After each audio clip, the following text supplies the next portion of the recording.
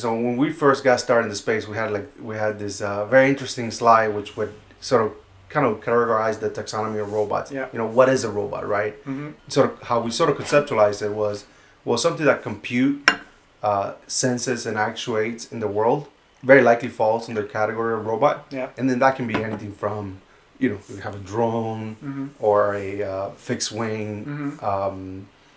plane flying, or you can have a rover in the ground, Mm-hmm. delivery robot.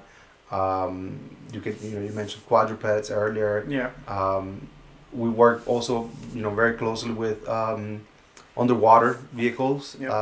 and surface vehicles. So I think anything that falls under that category, you know, that just somewhat to a level of autonomy has to sense the world, figure out an algorithm to process that world model, and then actuate on it and complete a task. Yeah. Falls in that robot. And you know, we've done. I think I sent you a very a video we made last year that kind of shows some of our customers.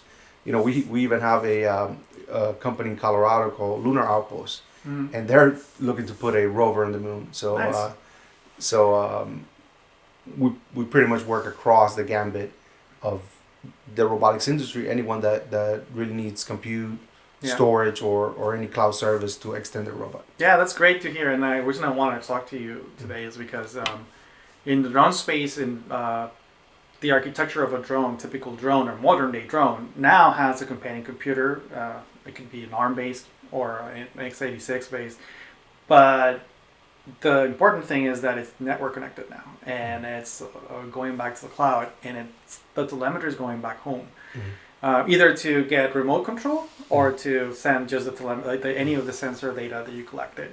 But this is just like something that happened within the last 12 months. Even though there's been a lot of research on it and there's a lot of open source tools that help you do that, you didn't really see drones having networking and data services with the whole 360 life cycle until recently. Yeah. And one of the reasons is because it's really hard to build your own cloud and to build your own services. Right. Second, because compute was not there. Right. But those are all things you can help with, right? Yeah, no, absolutely. I think it, you know, table stakes where it'll start for any, you know, a drone or a robot.